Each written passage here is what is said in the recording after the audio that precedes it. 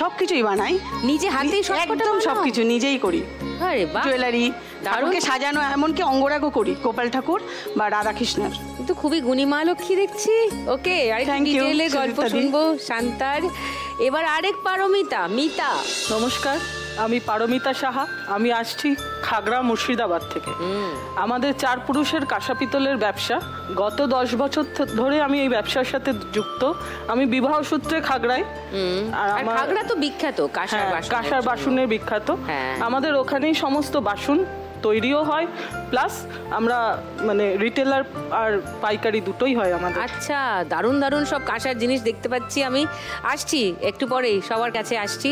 একটা জিনিস আগে জেনে নিই, আমার এই খেলাটা দেখার সুযোগ হয়? অবশ্যই দেখা হয়, আর এখন মোবাইলের যুগে সমস্ত ফোনে চলে আসে। ফার্স্ট রাউন্ডে আজকে 3 মা লক্ষ্মীর জন্য প্রথম খেলা, টাকা ওড়ে দেখো ধরে। আমি একটু পারমিতার বাড়ির গল্প শুনি। পারো, ঝুলন বাড়ির গল্প একটু বলতে পারো? আজকে থেকেই ঝুলন স্টার্ট। শ্রাবণ মাসের শুক্লপক্ষে একাদশী তিথির থেকেই ঝুলন শুরু হয়। এটা আমাদের সেলিব্রেশনটা চলে জন্মাষ্টমী অবধি। জন্মাষ্টমীর দিনকে ঠাকুরের ভোগ উৎসব যেরকম হয়, তারপরে হয় নন্দোৎসব।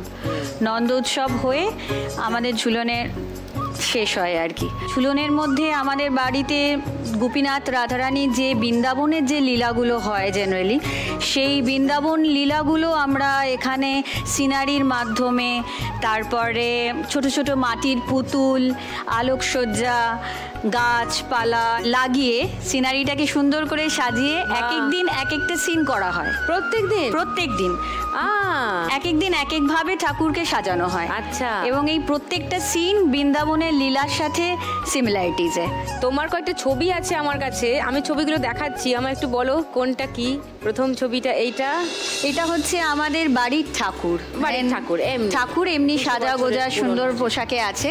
এটা হচ্ছে আমাদের ঠাকুরের সিংহাসন নিয়ে ঠাকুর ঘরটা কোনো অকেশনে অনুষ্ঠান পার্বণে সাজানো হয়েছে, সেই নিয়ে ছবি। ওকে, গোপীনাথ রাধারানীর বস্ত্রহরণের চিত্র এটা। এই সিনারিটা পুরোটা আমাদের নিজেদের ঠাকুর দালানে আমরা নিজেরা বাড়ির লোকেরা সবাই মিলে চেষ্টা করি বানানোর। সেভাবে প্রজন্ম ধরে এই একইভাবে চলে আসছে। এইটা হচ্ছে আমাদের নৌকা বিহার। এটা হচ্ছে রাই রাজা।